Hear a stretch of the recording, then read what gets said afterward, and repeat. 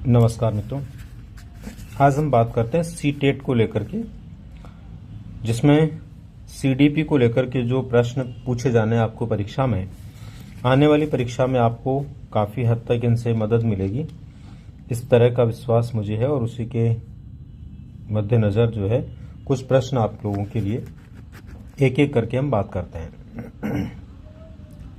पहला प्रश्न आप लोगों के लिए है दोस्तों, जो आपसे पूछा जा सकता है, बाल विकास में खालिस्तान से खालिस्तान तक होने वाली वृद्धि व बदलाव का अध्ययन किया जाता है। तो बाल विकास के अंदर कहाँ से कहाँ तक की होने वाले वृद्धि और बदलाव की बात करते हैं। जन्म से माध्यमिक अवस्था, जन्म से किशोरावस्था, गर्भधारण से माध्यमिक अवस्था, गर्भधारण से किशोरावस्था। तो देखो, बाल विकास के अंदर गर्भधारण से जो है अध्ययन शुरू होता है और किशोरावस्था तक का अध्ययन किया जाता है। इसका मतलब हमारा राइट आंसर यहाँ पर क्या हो जाएगा, डी हो जाएगा। पहला खालिस्तान उसमें गर्भधारण आएगा, दूसरा जो है उसके अंदर किशोरावस्था आएगी। प्रश्न नंबर 2 है दोस्तों आपके लिए, इसमें लिंग खालिस्तान है जबकि जेंडर खालिस्तान है। लिंग क्या है और जेंडर क्या है? लिंग जैविक है, जेंडर सामाजिक संरचना है। सामाजिक संरचना जैविक, सांस्कृतिक, सामाजिक, सामाजिक सांस्कृतिक। तो देखो, लिंग तो जैविक होता है दोस्तों, और जो हमारी जेंडर की बात है वो सामाजिक संरचना में आती है। इसका मतलब हमारा राइट आंसर यहाँ पर क्या हो जाएगा, ए हो जाएगा। नेक्स्ट क्वेश्चन है, विकास नहीं होता, बहुदिश, लचीला या संशोधन योग्य, ऐतिहासिक दशाओं से प्रभावित और रेखीय। तो विकास नहीं होता, इनमें से क्या नहीं होता? तो देखो, विकास बहुदिश होता है, विकास लचीला और संशोधन योग्य होता है, विकास ऐतिहासिक दशाओं से प्रभावित रहता है, लेकिन विकास रेखीय नहीं होता, बल्कि विकास क्या होता है, वर्तुलाकार होता है। विकास वर्तुलाकार होता है। तो राइट आंसर यहां पर क्या हो जाएगा, रेखीय, क्योंकि ये नहीं होता पूछ रहा है। नेक्स्ट क्वेश्चन है दोस्तों आपके लिए, इसमें बच्चे अपने समाज के बारे में ज्ञान, रहने के कौशल, मूल्य, रीतियां किससे सीखते हैं? आस पड़ोस से, धर्म से, स्कूल से, समकक्षीय समूह से। तो बच्चे ये सब कुछ कहाँ से सीखते हैं? तो देखो, आस पड़ोस से भी बच्चा सीखता है, धर्म से भी बच्चा सीखता है, स्कूल से भी सीखता है, और समकक्षीय समूह यानी कि जो उनकी मित्र मंडली होती है उससे भी सीखता है। तो इसका मतलब 1, 2, 3, चारों से सीखता है। तो राइट आंसर हमारा क्या हो जाएगा दोस्तों, डी हो जाएगा, यानी इन सबसे ही सीखता है। नेक्स्ट है, किलपैट्रिक के अनुसार प्रतिद्वंदात्मक सामाजिकरण की अवस्था कहलाती है। किलपैट्रिक ने कौन सी अवस्था को प्रतिद्वंदात्मक सामाजिकरण की अवस्था कहा है? शैशवावस्था, बाल्यावस्था, किशोरावस्था और प्रौढ़ावस्था। तो किलपैट्रिक ने बाल्यावस्था को जो है प्रतिद्वंदात्मक सामाजिकरण की अवस्था कहा है, कि बाल्यावस्था जो होती है ये प्रतिद्वंदात्मक सामाजिकरण की अवस्था है। नेक्स्ट क्वेश्चन है, प्रगतिशील शिक्षा के जनक के रूप में याद किए जाने वाले सिद्धांतकार हैं। इनमें से कौन से ऐसे विद्वान हैं जिन्होंने प्रगतिशील शिक्षा का विचार दिया है? तो प्रगतिशील शिक्षा का विचार देने वाले फ्रोबेल, जॉन डीवी, जीन पियाजे, गांधी जी। तो इनमें से हैं दोस्तों जॉन डीवी थे जिन्होंने प्रगतिशील शिक्षा का विचार दिया था। नेक्स्ट क्वेश्चन है, बच्चे प्रमुखतः कैसे सोचते व सीखते हैं? सूचना के निष्क्रिय ग्रहणकर्ता के रूप में, सजा के डर के कारण, संसार में स्वयं क्रियाएं करके जिसमें सामाजिक अंतःक्रियाएं शामिल है, उत्तेजना प्रतिक्रिया संघों का गणन करके। तो बच्चे मुख्य रूप से सोचते व सीखते हैं। कौन सा आधार होता है बच्चों का सोचने और सीखने का? तो देखो, बच्चों के सोचने और सीखने का जो आधार होता है संसार में स्वयं क्रियाएं करके सीखते हैं, जिसमें सामाजिक अंतःक्रियाएं शामिल होती है, क्योंकि सर्वाधिक बालक का सीखना अपने आप से होता है। यदि हम ब्रेनर का सिद्धांत पढ़ते हैं तो ब्रेनर ने कहा कि बालक जो है ज्यादातर अपने सामाजिक वातावरण से सीखता है। इसी प्रकार से हम वाइगोस्की के सिद्धांत की बात करें तो वाइगोस्की ने भी कहा कि एक बालक जो होता है वो जो है अपने वास्तविक विकास के क्षेत्र से सीखता है। जहां बालक अपने आप सीखता है, दूसरों को सिखाने की जरूरत नहीं होती है। तो इस आधार पर हम कह सकते हैं कि बालक के सीखने की यदि बात आती है तो बालक किससे सीखता है? अपने आसपास के वातावरण से स्वयं क्रियाएं करके, अंतः क्रियाएं जो सामाजिक स्तर पर होती है उनसे सीखता है अधिकतम संख्या में। इसके बाद में नेक्स्ट है, विकास निम्न में से किस पर निर्भर है? विकास निम्न में से किस पर निर्भर है? तो आनुवंशिक बनावट पर निर्भर है, भौतिक वातावरण पर निर्भर है, सामाजिक सांस्कृतिक कारक के ऊपर निर्भर है। तो यहाँ दोस्तों देखिए, आनुवंशिक बनावट जो होती है यानी आनुवंशिक संरचना हमारी होती है, उस पर भी विकास निर्भर होता है। हमारा जो भौतिक वातावरण होता है उस पर भी निर्भर होता है, और हमारा जो सांस्कृतिक वातावरण होता है उसके ऊपर भी निर्भर होता है। इसका मतलब ये हुआ कि 1, 2, 3 सभी पे होता है, तो राइट आंसर हो जाएगा हमारा डी, यानी कि 1, 2, 3 सभी पर हमारा विकास जो है निर्भर होता है। नेक्स्ट है,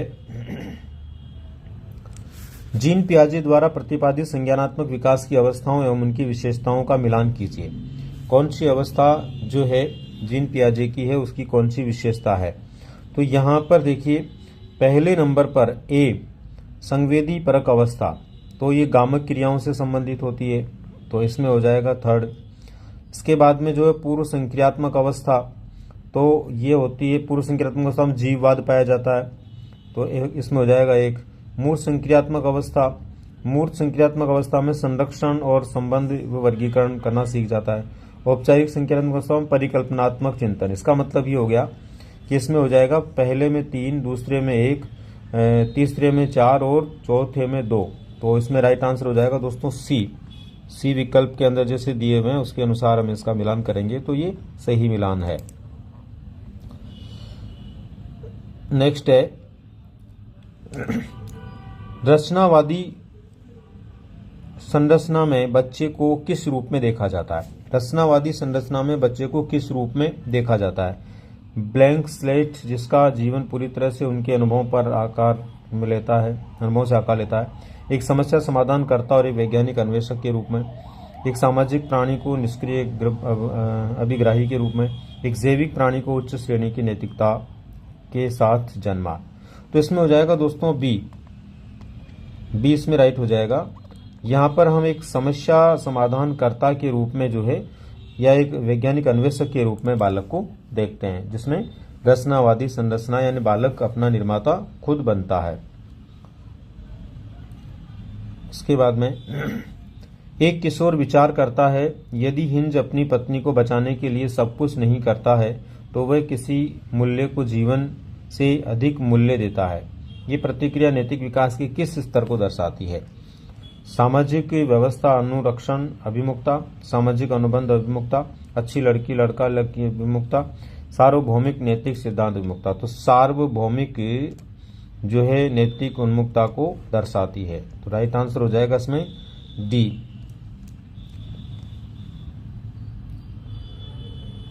निम्नलिखित में से कौन से निर्धारक बालकों के शारीरिक विकास को प्रभावित करते हैं? वंशानुक्रम, पोषण, विद्यालय में खेल, अंतःस्रावी ग्रंथियां।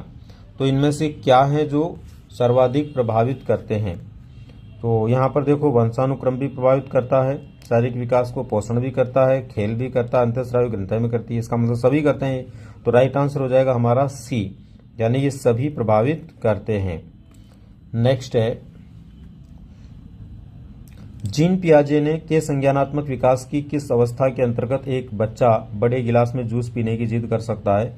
एक छोटे छोटे गिलास की तुलना में एक लंबे व पतले गिलास को वरीयता देता है। संवेदी पेशी अवस्था, पूर्व संक्रियात्मक अवस्था, मूर्त संक्रियात्मक अवस्था, औपचारिक। तो इसमें क्या होता है, देखो बच्चे में संरक्षण की कमी पाई जाती है, इस वजह से वो ऐसा समझता है कि इसमें ज्यादा और इसमें कम है, तो ये उसके अंदर होता है दोस्तों पूर्व संक्रियात्मक अवस्था में, जिसको संरक्षण की कमी के नाम से हम जानते हैं। तो राइट आंसर हो जाएगा इसका बी। नेक्स्ट क्वेश्चन है, वर्ग त्वरण किस प्रकार से विशिष्ट आवश्यकता वाले बालकों के शैक्षिक विकास हेतु उपाय है? वर्ग त्वरण किस प्रकार के विशिष्ट आवश्यकता वाले बालकों के शैक्षिक विकास हेतु एक उपाय है? प्रतिभाशाली, धीमी गति से सीखने वाले, औपचारिक या अधिगम, असमर्थ योग्यता। तो ये होता है दोस्तों प्रतिभाशाली बालकों के लिए। प्रतिभाशाली बालकों के लिए वर्ग त्वरण जो है ये विशिष्ट प्रकार की आवश्यकता वाले बालकों के शैक्षिक विकास में योगदान देता है। तो नेक्स्ट है, विद्यालय आधारित आकलन की मुख्य विशेषता में सम्मिलित। विद्यालय आधारित आकलन की मुख्य विशेषता में सम्मिलित है।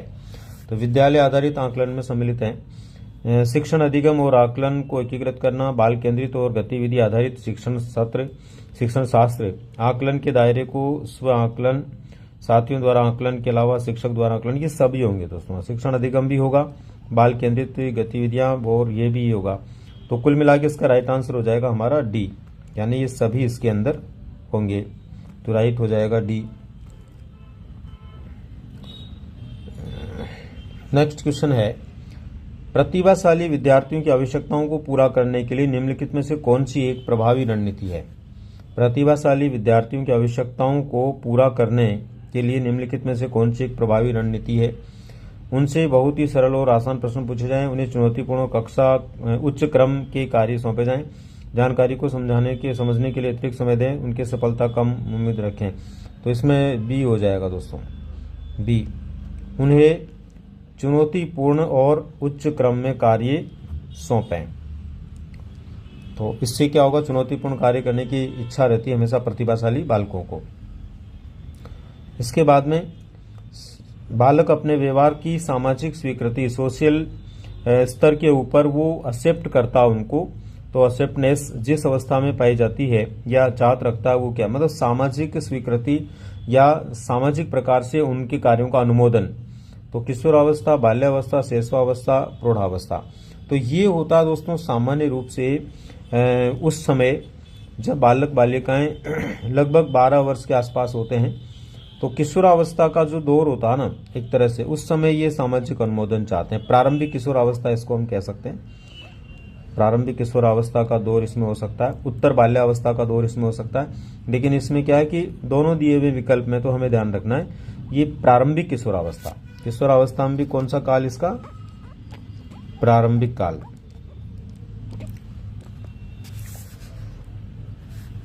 इसके बाद में नेक्स्ट है, सतत एवं व्यापक मूल्यांकन सीसीई के सहशैक्षिक क्षेत्रों में शामिल है। जीवन कौशल, कार्य शिक्षा, दृश्य एवं प्रदर्शन कला, अभिवृत्ति एवं मूल्य। उपयुक्त दिए गए कूट से कुछ समूह दिए जा रहे हैं, इनमें से सर्वाधिक उपयुक्त कूट समूह का चयन कीजिए। सतत एवं व्यापक मूल्यांकन में सहशैक्षिक क्षेत्रों में शामिल है। तो सहशैक्षिक क्षेत्रों के अंदर क्या क्या शामिल होता है? देखो, जीवन कौशल होता है, कार्य शिक्षा, दृश्य प्रदर्शन कला और अभिवृत्ति और मूल्य। तो लगभग ये सभी इसमें शामिल होते हैं। तो राइट आंसर हो जाएगा हमारा डी, 1, 2, 3, 4। मूल्यांकन का सही अर्थ है जांचना, परखना, परीक्षा लेना, निर्णय देना। तो देखो, मूल्यांकन शब्द का सबसे सही अर्थ है निर्णय देना। एक बालक के सामाजिक और अकादमिक व्यवहारों को देखकर के इस बात का निर्णय लिया जाता है कि आखिर बालक जो है उसका व्यवहार कैसा है, कैसा नहीं है। तो निर्णय लेना, कोई भी वस्तु हम खरीदते हैं तो उसके लिए उसकी गुणवत्ता के आधार पर डिसीजन लेते हैं कि इसको लेना कि नहीं लेना। वैसे ही मूल्यांकन के आधार पर डिसीजन लेते हैं, तो निर्णय लेना होगा। राष्ट्रीय शिक्षा नीति 2020 के अनुसार हमारी स्कूली शिक्षा प्रणाली की संस्कृति में आकलन के उद्देश्य को खालिस्तान, जो मुख्य रूप से रटकर याद करने के कौशल को ही जांचता है, से हटाकर खालिस्तान आकलन की ओर ले जाना होगा, जो अधिक दक्षता आधारित है। तो देखो, इसके अंदर क्या है, आकलन के उद्देश्य को योगात्मक से जांच कर हटाकर रचनात्मक की ओर ले जाना होगा, योगात्मक से रचनात्मक की ओर। तो राइट आंसर हो जाएगा हमारा इसके अंदर सी, योगात्मक से रचनात्मक की ओर। इसके बाद में शिक्षक को समावेशी कक्षाओं की दिशा में काम कर रहे हैं, उन्हें चाहिए कि वे पाठ्यचर्या में अनुकूल रहें करें, पाठ्यचर्या जो भी उसको अनुकूल बनाने का प्रयास करें। इसके अलावा विविध दृष्टिकोणों को शामिल करें, अपने स्वयं के अंतर्निहित पूर्वाग्रहों की जांच करें, विविधता को एक बाधा के रूप में देखें। तो देखो, इसमें पाठ्यक्रम को शामिल करें, ये भी इसमें होना चाहिए। इसके बाद में इसमें विविध दृष्टिकोणों को शामिल करें, ये भी होना चाहिए। और अपने अंतर्निहित पूर्वाग्रहों की जांच करें, विविधता को एक बाधा के रूप में नहीं देखें। मतलब 1, 2, 3 होगा इसमें, चौथा इसका सही नहीं है, बाकी 1, 2, 3 विचार होंगे। तो बी इसका राइट आंसर हो जाएगा। नेक्स्ट है, जेंडर स्कीमा सिद्धांत निम्न में से किसकी व्याख्या करता है? बच्चे जेंडर भूमिकाएं कैसे सीखते हैं? विकास के मनोलैंगिक चरण, बड़े समाज की विषमता, परतंत्रता, बच्चों का विपरीत जेंडर विभावक के प्रति आकर्षण। तो इसमें हो जाएगा जेंडर स्कीमा सिद्धांत का मतलब ये इसमें आ जाएगा बच्चे जेंडर से जो भूमिकाएं सीखते हैं, वो बच्चे जेंडर से जो भूमिकाएं सीखते हैं कि बालक है तो उसकी क्या भूमिका, बालिका तो उसकी क्या भूमिका है। यदि एक छात्र अपना बहुत सा खाली समय चित्रकारी में बिताता है और ऐसा करने पर वह प्रसन्नता अनुभव करता है, अपने व्यस्त समय में भी चित्रकारी के लिए समय निकाल लेता है और उसे ऐसा करने पर थकान भी अनुभव नहीं होती, इनमें से सही विकल्प छांटें जो उसकी अभिव्यक्ति दर्शाता है। यह उसकी अभिक्षमता और श्रेष्ठता की अभिव्यक्ति दर्शाता है, यह उसकी रुचि की अभिव्यक्ति दर्शाता है, यह उसकी खाली समय का सदुपयोग करने की अभिव्यक्ति दर्शाता है, यह उसकी अभिव्यक्ति को अभिव्यक्त करता है। एक छात्र अपना बहुत सा खाली समय चित्रकारी में, तो ये रुचि को दर्शाता है। जब वो अपने खाली समय को चित्रकारी में लगाता है तो इसका मतलब क्या है, उसकी रुचि है चित्रकारी में। नेक्स्ट है, एक बाल केंद्रित शिक्षा में शिक्षिका की कोई भूमिका नहीं होती, शिक्षिका की सक्रिय भूमिका होती है तथा विद्यार्थी निष्क्रिय होते हैं। विद्यार्थियों की सक्रिय भूमिका होती है तथा शिक्षिका निष्क्रिय होती है। शिक्षिका और विद्यार्थी सक्रिय भूमिका होती है, शिक्षिका की भी और शिक्षार्थी की दोनों की भी सक्रिय भूमिका होनी चाहिए ना। तो राइट आंसर इसमें क्या हो जाएगा, डी हो जाएगा। इसके बाद में दिव्यांगजन अधिकार अधिनियम 2016 निम्न में से किस सिद्धांत को पक्ष पोषित करता है? पृथकीकरण, नामीकरण, समावेशन और एकीकरण। तो समावेशन मतलब इसके अंदर ये कि सभी को समावेशी शिक्षा दी जाए। समावेशी शिक्षा का मतलब है एक ही बैनर के तले सभी प्रकार के लोगों की शिक्षा हो, जिससे कि दिव्यांगजनों को ऐसा नहीं लगे कि हम और से अलग हैं। बालक की शारीरिक वृद्धि एवं विकास को प्रभावित करते हैं। बालक की शारीरिक वृद्धि और विकास को प्रभावित करते हैं वंशानुक्रम, वातावरण, केवल वंशानुक्रम, वातावरण, दोनों करेंगे भी। वंशानुक्रम का भी उतना ही प्रभाव पड़ेगा, वातावरण का भी उतना ही प्रभाव पड़ेगा। तो राइट आंसर क्या हो जाएगा हमारा, डी हो जाएगा। निम्न विकल्पों में से बालक की वृद्धि के बारे में कौन सा विकल्प सही है? वृद्धि अधिगम और अनुभव का परिणाम है। वृद्धि कोशिकाओं व अवयवों के आकार में परिवर्तन है। वृद्धि शरीर में आंतरिक परिवर्तन जिसका मापन नहीं किया जा सकता। वृद्धि शरीर में केवल गुणात्मक परिवर्तन है। तो देखो, वृद्धि कोशिकाओं व अवयवों के आकार में परिवर्तन है।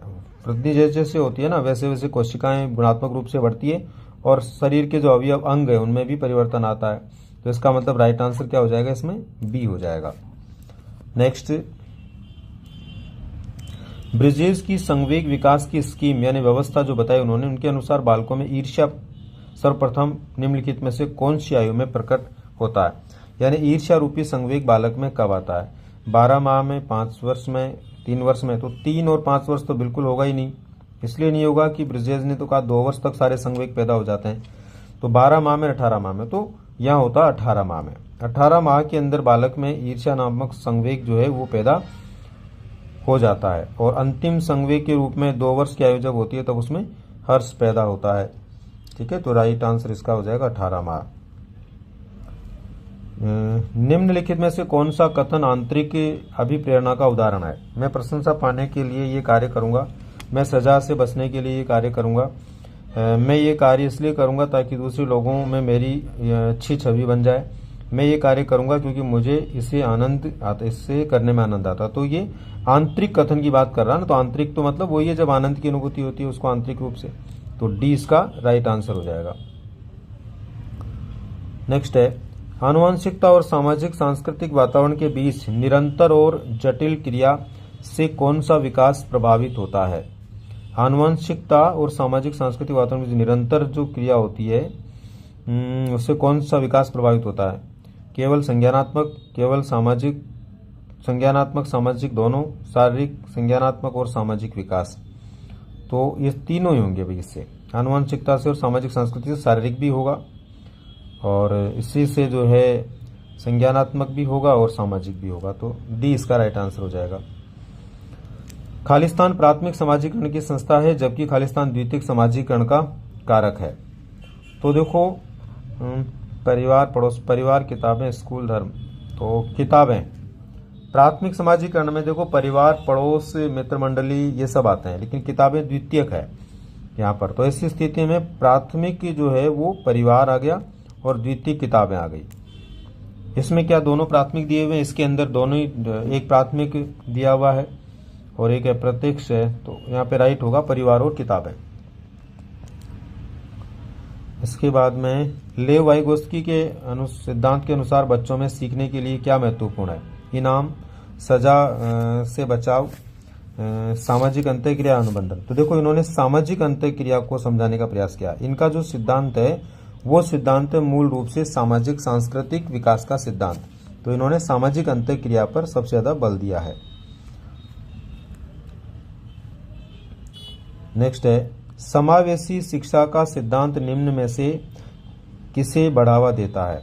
विद्यार्थियों में अभाव देखने का दृष्टिकोण, दिव्यांगता का चिकित्सा मॉडल, व्यक्तिगत विभिन्नताओं का सम्मान, विद्यार्थियों का पृथक्करण। तो देखो इसमें राइट होगा व्यक्तिगत विभिन्नता का सम्मान। समावेशी शिक्षा जो है ना उसमें यही तो कहा गया कि सभी प्रकार के बालकों को समान रूप से एक स्थान पर शिक्षा दी जाए। तो इसका मतलब व्यक्तिगत जो विषमता है वो नहीं रहे, व्यक्तिगत समानता पैदा हो, तो व्यक्तिगत विभिन्नताओं को सम्मान देना। इसके बाद में नेक्स्ट है निम्नलिखित में से कौन सा लेखन वैकल्य वाले विद्यार्थियों को शामिल करने में बाधा उत्पन्न करेगा? लेखन विकार जिसमें हो। तो मूल्यांकन के लिए लिखित कार्यों को अनिवार्य करना, नोट्स बनाने और विचार साझा करने के अतिरिक्त समय देना, कक्षा में नोट्स की टाइप की हुई प्रतियां उपलब्ध कराना, कक्षा में ऑडियो रिकॉर्ड। तो सीधी सी बात है लेखन कार्य आएगा इसमें। भाई जो लेखन में बाधा करता है, लेखन वैकल्य है, तो डेफिनेटली लेखन से संबंधित कार्य उनके लिए अनुकूल नहीं होगा। तो राइट आंसर हमारा क्या हो जाएगा? ए हो जाएगा। नेक्स्ट है विद्यालय में बच्चों की सफलता में कौन सा कारक बाधा उत्पन्न करता है? कठोर पाठ्यचर्या, रचनात्मक आकलन, संरचनात्मक शिक्षा शास्त्र, लचीली समय सारणी। तो विद्यालय में बच्चों की सफलता में कठोर पाठ्यचर्या बहुत कठोर नहीं होनी चाहिए। देखो रचनात्मक आकलन होना चाहिए, संरचनात्मक शिक्षा शास्त्र होना चाहिए, लचीली समय सारणियों पर कठोर पाठ्यचर्या हो, ये ठीक नहीं है। नेक्स्ट है अभिकथन ए, एक बच्चा 11 महीने में चलना सीखता है जबकि दूसरा 15 महीने में चलना सीखता है। व्यक्तियों में विकास भिन्न भिन्न दरों से होता है। ये तो इसका कथन है और ये इसका कारण है। अब अपने को देखना है कि कौन सा इसमें सही है। तो ए और आर दोनों सही है और आर ए की व्याख्या करता है। ए आर दोनों सही है लेकिन आर व्याख्या नहीं करता। सही है लेकिन गलत है, दोनों गलत नहीं, ऐसा नहीं है। देखो बिल्कुल ए सही होगा इसमें दोस्तों। क्यों होगा? इसलिए होगा कि जो कोई भी बालक है वो 11 माह का चलता है और दूसरा 15 माह का चलता है, ऐसा हो सकता है। क्यों हो सकता है? क्योंकि हम ये बात पढ़ते हैं कि व्यक्तियों में विकास की जो दर होती है ना वो भिन्न भिन्न होती है, अलग अलग दरों से विकास होता है। तो ए इसका राइट हो जाएगा।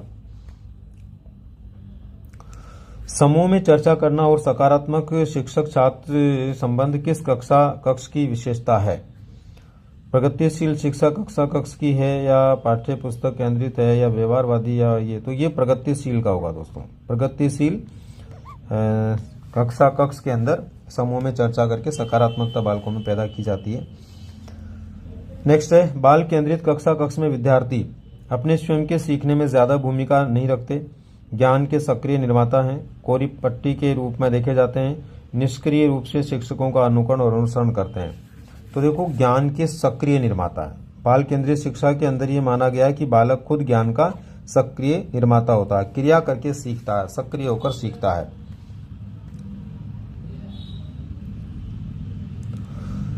नेक्स्ट है त्रुटियों के बारे में निम्न में से कौन सा कथन सही है? अधिगम प्रक्रिया में त्रुटियों की कोई भूमिका नहीं होती है। एक शिक्षक को विद्यार्थियों के त्रुटि करने के व्यवहार को इनाम और सजा देकर खत्म करना होता है। त्रुटियों पर चर्चा और विश्लेषण द्वारा उन्हें अर्थपूर्ण अधिगम में बदला जा सकता है। विद्यार्थी अपनी त्रुटियों को देखो इसमें कौन सा कथन सही है? तो सबसे सही इसमें है दोस्तों, जब त्रुटियां कोई बालक कर रहा है ना तो उन त्रुटियों के ऊपर सकारात्मक चर्चा करते हुए, विश्लेषण करते हुए हम उसको अर्थपूर्ण अधिगम में बदल सकते हैं। तो सी इसका राइट हो जाएगा। नेक्स्ट है गिफ्ट के तौर पर कार मिलने पर एक 5 साल की बच्ची बोली, ये मेरे लिए नहीं है, लड़कियां कारों में नहीं खेलती। ये वाक्य क्या दर्शाता है? ये वाक्य क्या दर्शाता है? जेंडर भूमिका में लचीलापन, जेंडर प्रासंगिकता, जेंडर रूढ़िवादिता, जेंडर स्थिरता।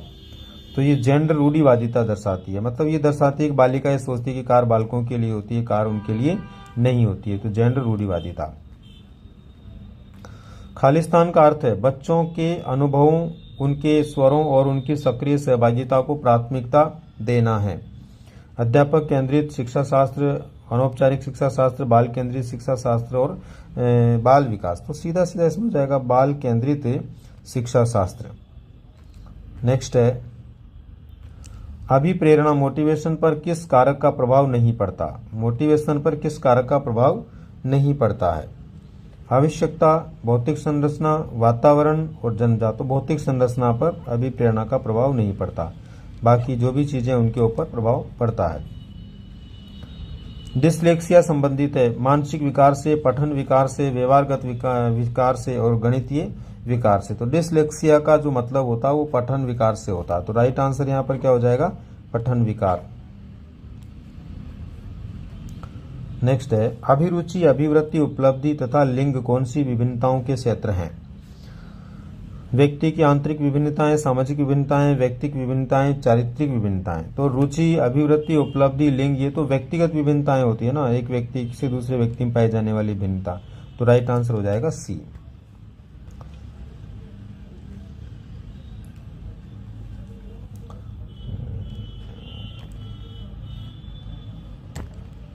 नेक्स्ट है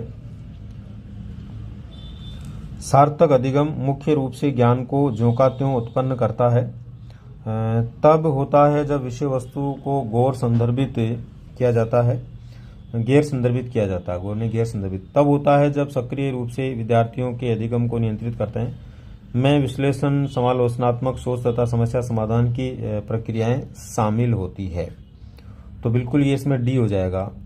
उस समय होता है जब विश्लेषण, समालोचनात्मक विचार और समस्या समाधान की प्रक्रियाओं को हम शामिल करते हैं, तो वो हमेशा क्या होगा? सार्थक अधिगम होगा।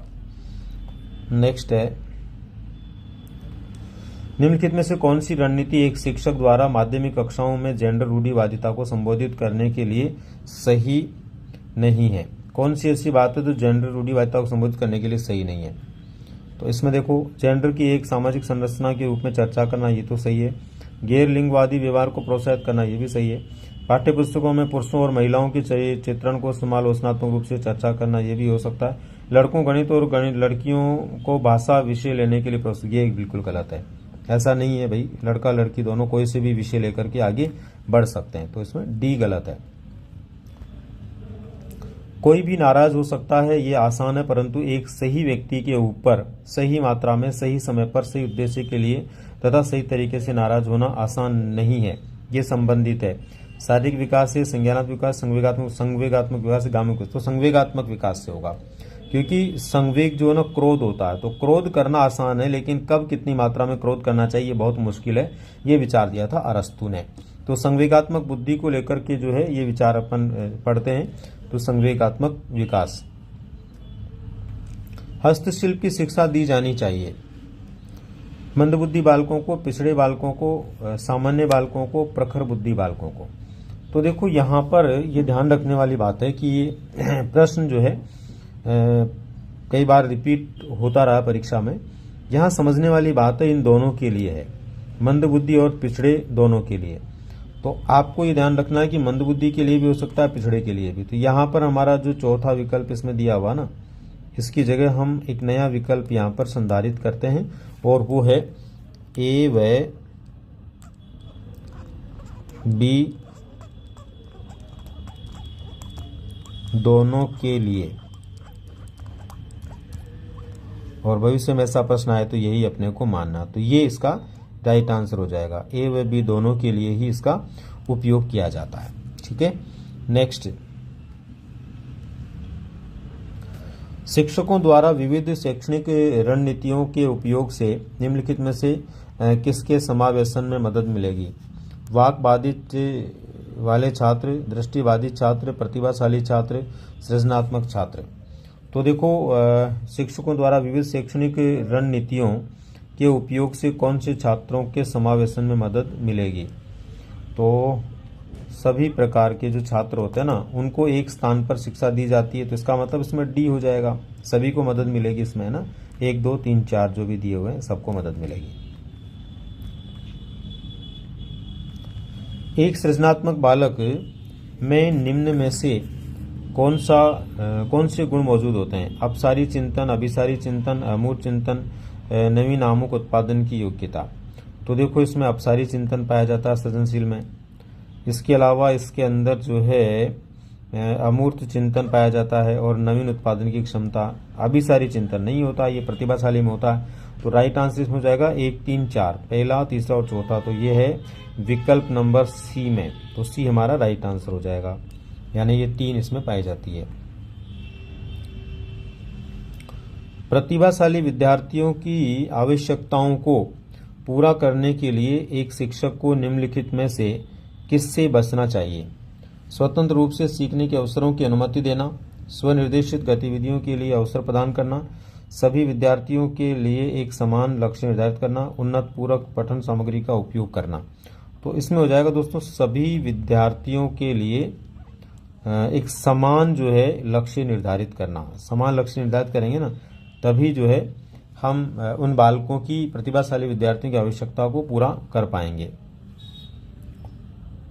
इसके बाद में विविध भाषा व जाति से आने वाले विद्यार्थियों की कक्षा में क्या महत्वपूर्ण है?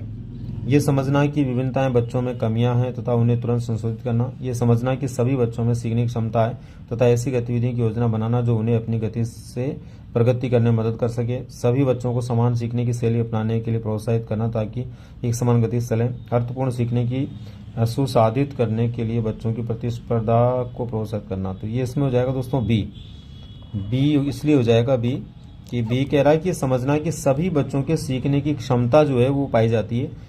एक ऐसी गतिविधि या योजना बनाना ताकि सभी बच्चे जो है अपनी अपनी योग्यता और गति के अनुसार क्या कर पाएं, सीख पाएं, क्योंकि सबकी सीखने की गति क्या होती है, अलग अलग होती है। नेक्स्ट है सीसी के अंतर्गत व्यापक पहलू का अर्थ क्या है? सीसी मूल्यांकन में व्यापक का मतलब क्या होता है? बच्चे की केवल संज्ञानात्मक पहलू, तो केवल आ गया मतलब ये व्यापक नहीं हो सकता। केवल शारीरिक, ये भी व्यापक नहीं हो सकता। केवल मनो, तो ये भी व्यापक नहीं हो सकता। केवल आ गया ना, तो केवल आ गया तो मतलब व्यापक नहीं है। प्रगति समग्रता का बोध कराती है, इसका मतलब सभी तरह का। तो व्यापकता का मतलब सभी पक्ष आएंगे इसमें, तो डी इसका राइट हो जाएगा। इसके बाद में देखिए नेक्स्ट है विद्यालय आधारित आकलन को निम्नलिखित रूप में परिभाषित किया जा सकता है। आकलन जो शिक्षण अधिगम प्रक्रिया के दौरान समग्र रूप से सीखने के प्रतिफलों के संदर्भ में निर्दिष्ट दक्षताओं को प्राप्त करने की सुविधा प्रदान करता है, बिल्कुल सही है। अधिगम हेतु आकलन की व्यापक शैक्षिक दर्शन के भीतर शिक्षण अधिगम की प्रक्रिया में निहित करता है, ये भी सही है। विद्यालय में शिक्षकों द्वारा विद्यार्थियों को आकलन करना, ये भी सही है। इसका मतलब डी इसका राइट आंसर हो जाएगा। ये सभी होंगे, उपयुक्त सभी। नेक्स्ट है सीसी के क्रियान्वयन में कमियों के कारण उत्पन्न विकृतियों और कमियों को दूर करने के लिए खालिस्तान को अगली पीढ़ी के आकलन के रूप में प्रस्तावित किया गया है।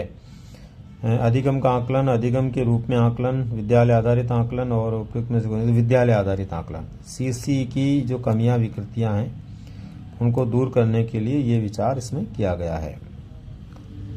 बच्चे के समाजीकरण के अभिकरण में सम्मिलित है परिवार, विद्यालय, कक्षा का समूह। उपयुक्त सभी, तो सभी होंगे, परिवार भी है, विद्यालय भी है, समकक्ष समूह का मतलब मित्र मंडली भी इसमें योगदान देती है, तो डी इसका राइट हो जाएगा। स्कूलों में बच्चों की असफलता के लिए निम्नलिखित में से कौन से कारक जिम्मेदार हैं? भय और उत्कंठा, ऊब और उलझन। इसके बाद में देखो अप्रासंगिक पाठ्यचर्या, असंदर्भित शिक्षा छात्र, तो सभी हो जाएंगे ये ना। तो इसका मतलब 1 2 3 4 जिसमें आ रहा है वो राइट हो जाएगा। तो डी में ये चारों आ रहे हैं, तो राइट आंसर हो जाएगा डी। निम्नलिखित में से कौन सा सीखने के रूप में आकलन पर आधारित नहीं है? सहयोगी और सहभागी पद्धति, ज्ञान के संसाधन पहचान करने में बच्चों की मदद करना, बच्चों में सीखने के लिए सीखने के कौशलों का निर्माण करना, पणधारकों के साथ सीखने की प्रवृत्ति को साझा करना। तो भाई इसके अंदर देखिए ये हो जाएगा सीखने की प्रगति को साझा करना, तो ये डी इसका राइट आंसर हो जाएगा।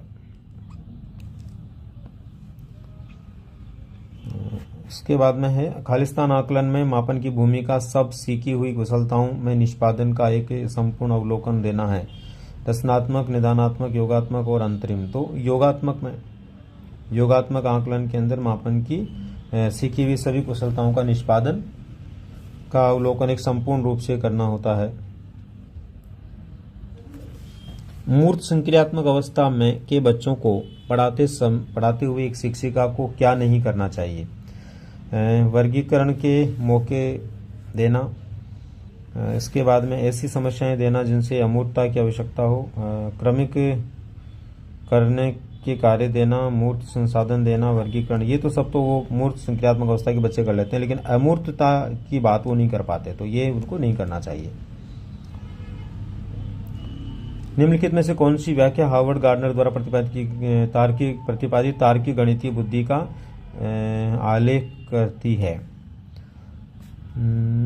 मानवीय अस्तित्व के मामलों में सोचने का समर्थ एवं संवेदनशीलता, ये नहीं होगा।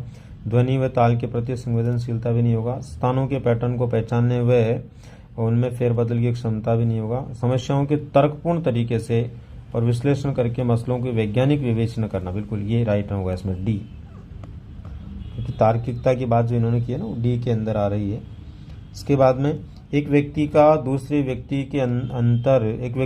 व्यक्ति के अंतर को सार्वभौमिक घटना जान पड़ती है, उपयुक्त कथन संबंधित है। किसने कहा था ये? तो स्किनर ने, टॉयलर ने, जेम्स डेवन ने, गाल्टन ने। तो टॉयलर ने कहा था, ये टॉयलर का विचार है। कौन सा आकलन सीखने सिखाने की प्रक्रिया के बाद न होकर उसके दौरान होता है?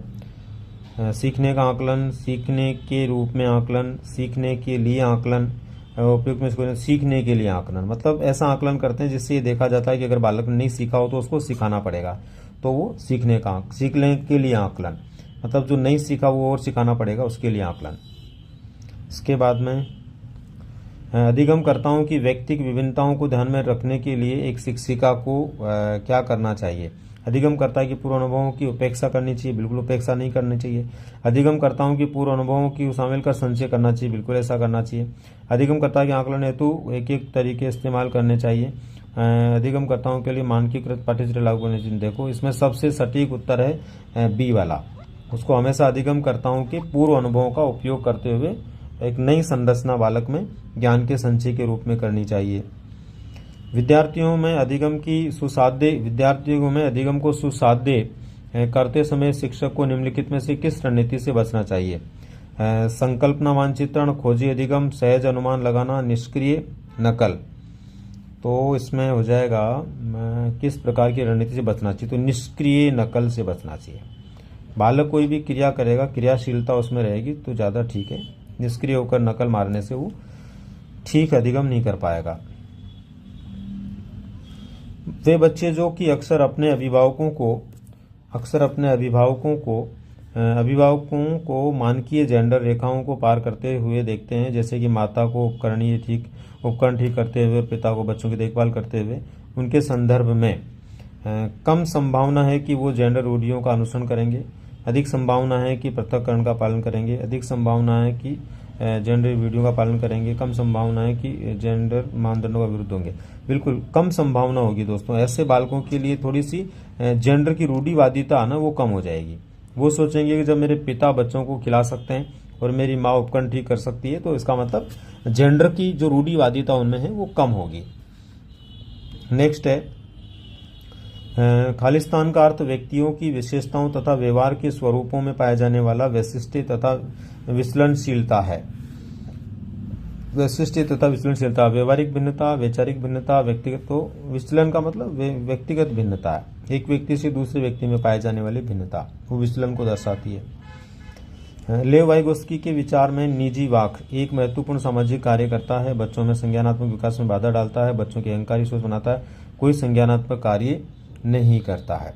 तो देखो निजी वाक होता ना, उससे बालक की संप्रेषण कुशलता बढ़ती है, भाषा की दक्षता बढ़ती है और वो एक अच्छा वक्ता बनता है, या फिर यूं मान के चलिए कि वो अपने आप के अंदर क्या होता है, एक कुशल अभिव्यक्ति देने वाला होता है, तो वो सामाजिक कार्य करता है। खालिस्तान के अनुसार पहले विचार फिर भाषा आती है। इनमें से कौन से विद्वान कहते हैं कि पहले विचार और उसके बाद में भाषा उत्पन्न होती है? तो ये जीन पियाजे का मानना है। जीन पियाजे कहते हैं कि पहले विचार आती है, उसके बाद में जो है भाषा आती है। इसके बाद में रेखा जो गणित की शिक्षिका है, पिंकी से एक प्रश्न पूछती है। पिंकी से कोई उत्तर न मिलने पर वह तुरंत लक्षित से दूसरा प्रश्न पूछती है। जब उसे महसूस होता है कि लक्षित उत्तर बताने में संघर्ष कर रहा है तो वह अपने प्रश्न के शब्दों को बदलती है। रेखा की प्रवृत्ति ये प्रदर्शित करती है कि वह अपने सवाल के प्रति थोड़ा घबरा गई है। लक्षित का पक्ष लेकर लिंग भूमिकाओं में रूढ़िबद्धता को बढ़ावा दे रही है। पिंकी को किसी उलझनपूर्ण स्थिति में नहीं डालना चाहती है। इस स्थिति में तो ये इसमें हो जाएगा, लक्षित को वो पक्ष लेकर के शायद वो बताना चाह रही है ताकि लक्षित उसका जवाब दे दे। तो ये रूढ़िबद्धता को बढ़ावा दे रही है। बी, मूल्यांकन के बारे में निम्नलिखित में से कौन सा कथन सही नहीं है? कौन सा कथन सही नहीं है? तो इसमें है, देखो, सीखने के लिए मूल्यांकन सीखने की क्रियाओं से पहले, दौरान, बाद में होता है। सीखने के लिए मूल्यांकन रचनात्मक मूल्यांकन पर केंद्रित होना चाहिए। मूल्यांकन की प्रक्रिया गतिक होनी चाहिए। मूल्यांकन में केवल मानकीकृत उपकरणों का उपयोग पर ध्यान केंद्रित करना चाहिए। तो ये डी है, ये गलत है भाई, ये सही नहीं है। बाकी और सब विचार क्या है? सही है। तो सही नहीं है पूछ रहा था ये, इसलिए डी इसमें सही नहीं है। बाकी सब ये विचार जो दिए हुए हैं वो सही है। समावेशन को बढ़ावा देने के लिए क्या आवश्यक है? समावेशन को बढ़ावा देने के लिए क्या आवश्यक है? लचीला पाठ्यक्रम होना चाहिए। गम्य इमारतें, योग्यता के आधार पर विद्यार्थियों का पृथक्करण, प्रतियोगिता केंद्रित शिक्षा शास्त्र नहीं। तो इसमें होगा 1 और 2, क्योंकि समावेशन जो शिक्षा ना, उसमें कोई अंतर नहीं किया जाता बालकों में और उनको एक समान रूप से बैठा करके शिक्षा देने का प्रयास किया जाता है। इसके बाद में खालिस्तान के मतानुसार भाषा विचार की अंतर वस्तु का निर्धारण करती है। ये दृष्टिकोण भाषाई सापेक्षता प्राकल्पना के नाम से जाना जाता है। वाइगोत्स्की, चॉम्स्की, बेंजामिन ली और जीन पियाजे। तो सी, बेंजामिन ली व होप के द्वारा ये विचार दिया गया है। भाषा की मूलभूत विशेषता या विशेषताएं सम्मिलित है। प्रतीकों की उपस्थिति, प्रतीकों को संगठित करने के लिए नियमों का एक समूह, संप्रेषण और प्रयोग, सभी तो सम भी होंगे। प्रतीकों की उपस्थिति भी होगी, प्रतीकों को संगठित करना और संप्रेषण सब आएगा इसमें। तो डी इसका राइट हो जाएगा। मानव 3 अंकों की संख्याओं का जोड़ करने में अकेले संघर्ष करता है, किंतु शिक्षिका की मदद से वह ऐसा करने में सक्षम है। लेव वाइगोत्स्की सिद्धांत के अनुसार ये क्या है? समीपस्थ विकास क्षेत्र, पुनर्गलन, परिपक्वता, प्रतीकवाद। तो समीपस्थ विकास क्षेत्र, समीपस्थ विकास क्षेत्र का मतलब होता है जहां पर बालक सीख तो सकता है लेकिन शुरुआत करने के लिए किसी मदद की आवश्यकता होती है। ZPD जिसको अपन बोल सकते हैं। आसना अच्छा करती है क्योंकि वह दूसरों द्वारा अच्छा देखा जाना चाहती है। वह लॉरेंस कोहलबर्ग के नैतिक विकास के किस चरण से गुजर रही है? तो पूर्व पारंपरिक, उत्तर पारंपरिक, तो पारंपरिक में होगा ये। नेक्स्ट है, जॉन एक छात्र है जो अपनी व्यक्तिगत भावनाओं, एहसास और प्रेरणा से स्वाभाविक रूप से अवगत है। हार्वर्ड गार्डनर की थ्योरी ऑफ मल्टीपल इंटेलिजेंस के अनुसार वह निम्नलिखित से किस बुद्धि को प्रदर्शित करता है? अंतर्व्यक्तिक, अंतराव्यक्तिक, दृश्य स्थानिक बुद्धि। तो अंतराव्यक्तिक बुद्धि आएगी इसके अंदर। अपनी व्यक्तिगत भावनाओं को एहसास और प्रेरणा से स्वाभाविक रूप से अवगत होता है, तो अंतराव्यक्तिक बुद्धि यानी खुद के संदर्भ में।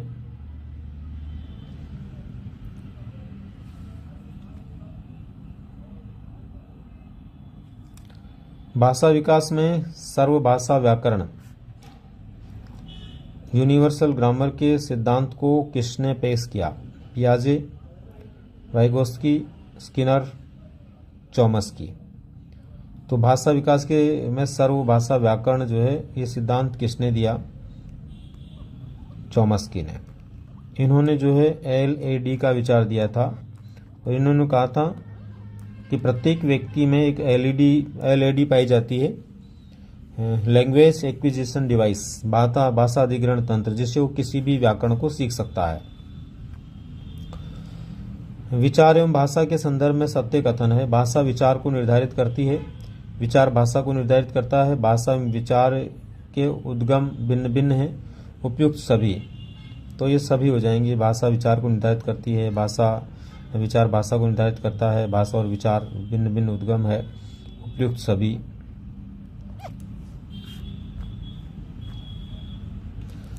बच्चों के सीखने का आकलन करने के लिए एक शिक्षिका को किन तरीकों को इस्तेमाल करना चाहिए? कक्षा में की गई अंतःक्रिया, परियोजना, पोर्टफोलियो, आत्म आकलन। तो क्या करना चाहिए? तो देखो, अंतःक्रिया भी होनी चाहिए, परियोजना भी हो, पोर्टफोलियो भी, आत्म आकलन भी हो। तो इसका मतलब सी हो जाएगा इसमें, ये सभी होने चाहिए। 1 2 3 4। शिक्षण अधिगम प्रक्रिया की अवधारणा करते समय राष्ट्रीय पाठ्यचर्या की रूपरेखा 2015 निम्नलिखित में से किसके महत्व पर बल देती है? तो सक्रिय जुड़ाव, बातचीत, वेदन और बार बार अभ्यास, सामग्री को रटकर याद करना, उत्तेजना प्रतिक्रिया। सक्रिय जुड़ाव और बातचीत को, तो ए इसका राइट आंसर हो जाएगा।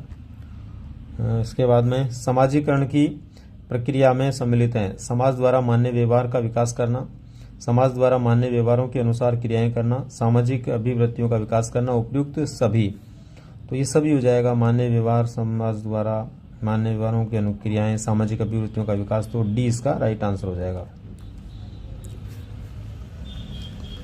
अनुप्रयोग, विश्लेषण और संश्लेषण किसके उदाहरण है?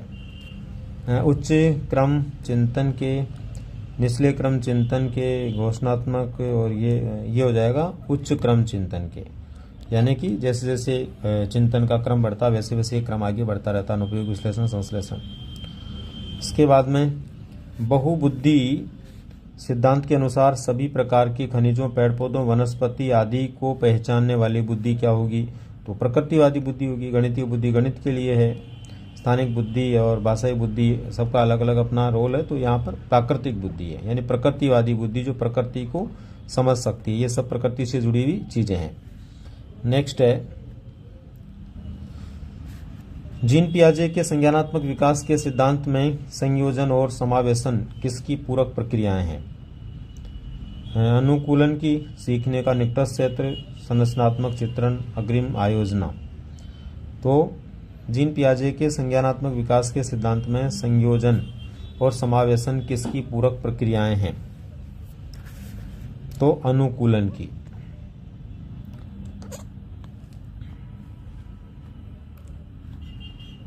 बाल केंद्रित शिक्षण में सीखना मुख्यतः किस प्रकार का होता है? शिक्षकों द्वारा प्रत्यक्ष निर्देश द्वारा, पाठ्य पुस्तकों से, अधिगमकर्ताओं की निष्क्रिय सुनने से, विविध स्रोतों का अन्वेषण करके। तो बाल केंद्रीय शिक्षण में सीखना मुख्यतः किस प्रकार का होता है? तो विविध स्रोतों से अन्वेषण करके सीखना मुख्यतः किस प्रकार का होता है? तो केवल प्रत्यक्ष निर्देशन में केवल पुस्तकों से, इससे नहीं बल्कि विविध स्रोतों से सीखना होता है। तो राइट हो जाएगा, विभिन्न स्रोतों से अन्वेषण करके। निम्नलिखित में से कौन सा संवेग अधिगम को सकारात्मक रूप से प्रभावित करता है? चिंता, बोरियत, भय, आशा। तो कौन सा होगा इसमें से? तो इसमें देखो, चिंता, बोरियत और ये नेगेटिव है, केवल आशा पॉजिटिव है। तो आशा हो जाएगा इसमें। नेक्स्ट है, निम्नलिखित में से कौन सा प्रश्न कक्षा में समालोचनात्मक सोच को बढ़ावा देने का एक सही उदाहरण है? तो 325 और 486 को जमा करो। बाल विवाह प्रतिबंध अधिनियम किस वर्ष में पारित किया गया था? इस क्वेश्चन को परिभाषित कीजिए। अपने शहर में प्रदूषण के विभिन्न कारणों का विश्लेषण कीजिए और प्रदूषण के विभिन्न रोकने के उपाय सोचिए। तो इसमें डी हो जाएगा। समालोचनात्मक चिंतन में क्या हो जाएगा? डी हो जाएगा।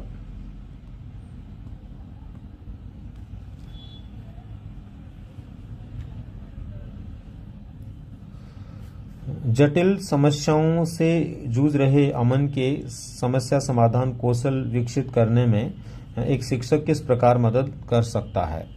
उसे उत्तर प्रदान करके, उसे प्रयोग और जोखिम लेने के लिए प्रोत्साहित करके, उसे मंथन करने और विचार उत्पन्न करने के लिए प्रोत्साहित करके, उसे कहकर कि वह समस्या को सुलझाना छोड़ दे। तो इसमें सी हो जाएगा। उसे मंथन और विचार उत्पन्न करने के लिए प्रोत्साहित करके। हार्वर्ड गार्डनर के अनुसार वह व्यक्ति जिनमें दूसरों की मनसाओं, भावनाओं, व्यवहारों को समझने व उन्हें उनके साथ संबंध बनाने की क्षमता होती है, उनमें कौन सी बुद्धि होती है? प्रकृतिवादी, स्थानिक, अंतराव्यक्ति, अंतर्व्यक्ति। तो इंटरपर्सनल होती है, तो अंतर्व्यक्तिक।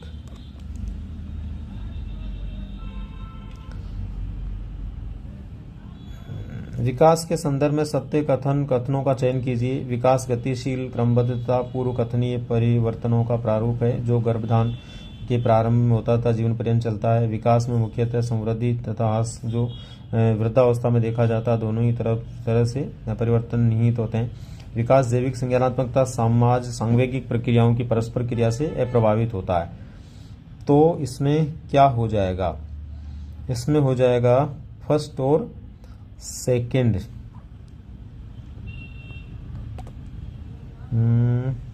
क्रिया अप्रभावित नहीं होता, प्रभावित होता है, तो सी हो जाएगा भाई इसमें, क्योंकि इसमें अप्रभावित शब्द लिखने से इसमें तीसरा नहीं होगा।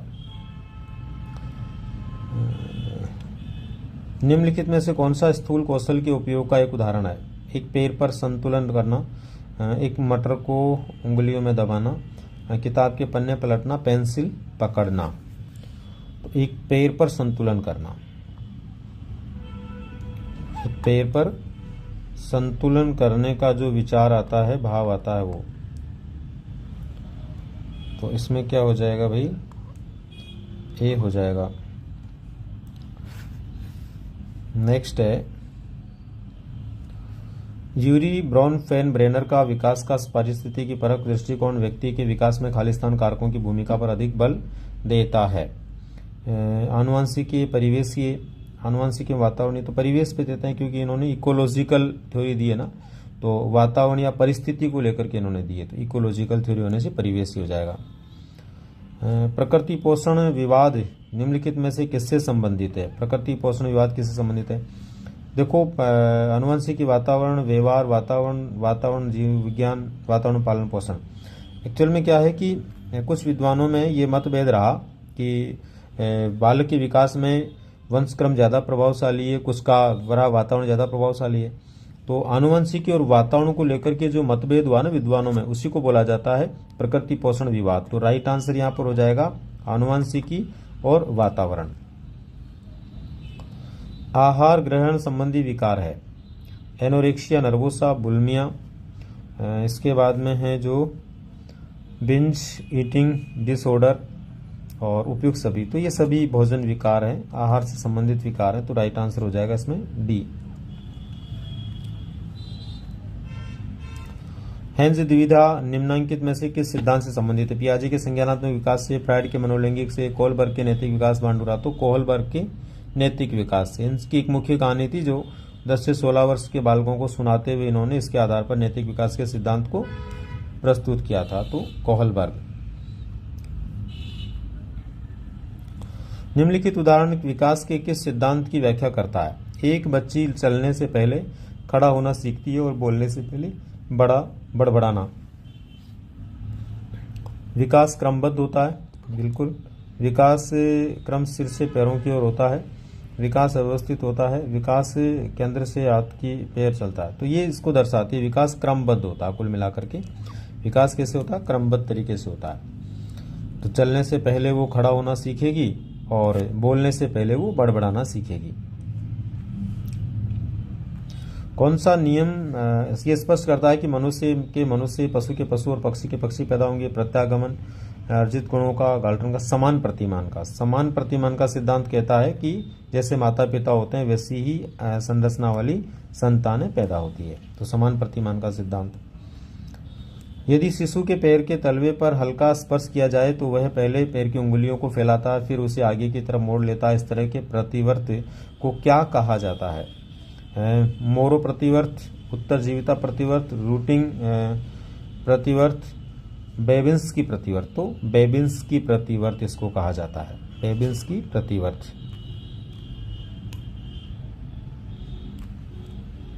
और लास्ट में है दोस्तों ये प्रश्न, सीसी के अंतर्गत सतत पहलू के संदर्भ में असत्य कथन है।